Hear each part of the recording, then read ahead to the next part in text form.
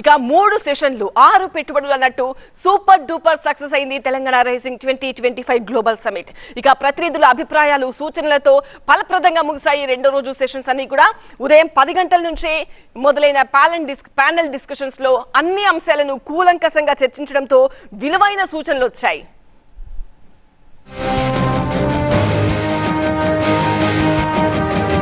Future సిటీలో జరిగిన global summit లో రెండో రోజు 10 గంటలకు మొదలైన ప్యానెల్ డిస్కషన్స్ సాయంత్రం 5:30 దాకా సాగాయి. వివిధ అంశాలపై దిగ్గజ పారిశ్రామికవేత్తలు, నిపుణులు చర్చాగోష్ఠుల్లో పాల్గొన్నారు. ముఖ్యంగా కాలుష్య నివారణ, పర్యావరణ పరిరక్షణ, మూసీ పునరుజ్జీవం, మౌలిక సదుపాయాల కల్పన, స్వదేశీ విదేశీ పెట్టుబడుల ఆకర్షణ, పరిశోధన, అభివృద్ధి రంగాల్లో భాగస్వామ్యాలు, $3 ట్రిలియన్ ఆర్థిక వృద్ధికి రాష్ట్రం ఎదగడానికి అవసరమైన కార్యాచరణ ప్రణాళిక తదితర అంశాలపై చర్చించారు.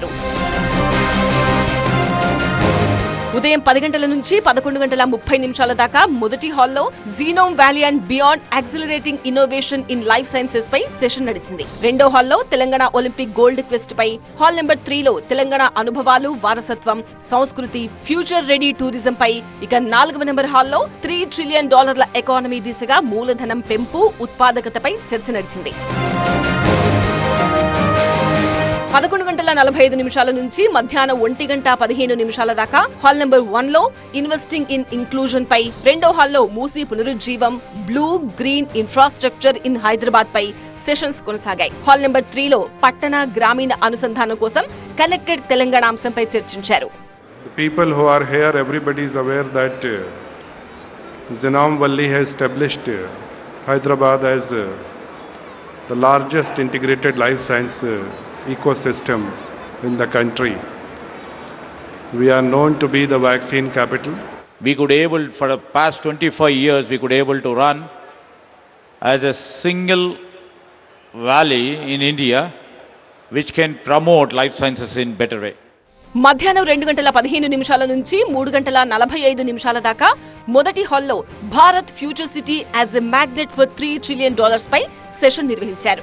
Building Telangana entrepreneurship ecosystem, ease of doing business 2.0 పై రెండో హాల్లో చర్చ జరిగింది. హాల్ నెంబర్ 3లో గ్లోబల్ క్యాపబిలిటీ సెంటర్స్, 4th హాల్లో ప్రభుత్వ ప్రైవేట్ భాగస్వామ్య పెట్టుబడులపై సెమినార్లు నిర్వహించారు.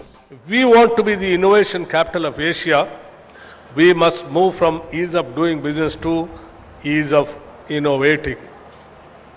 We must move from just clearing files to creating ecosystem. సాయంత్రం 4 గంటల నుంచి 5:30 దాకా మొదటి హాల్లో సృజనాత్మక శతాబ్దం, ఇండియా సాఫ్ట్ పవర్, వినోద రంగం భవిష్యత్తుపై సెషన్ కు సినీ రంగ ప్రముఖులు హాజరయ్యారు. హాల్ నెంబర్ 2లో ప్రతి ఒక్కరికి అవకాశాల కల్పన కోసం ఇంక్లూజివ్ ప్రాస్పెరిటీ, 3వ నెంబర్ హాల్లో పెట్టుబడి అభివృద్ధి మార్గాలు, ఆర్థిక హబ్ పై 4th హాల్లో స్టార్టప్స్ ఏర్పాటుకున్న అవకాశాలపై చర్చించారు. We should try what is a great story in Adilabad, what is a great story in this matti, and try to make it big and project it to the rest of the world. That will click.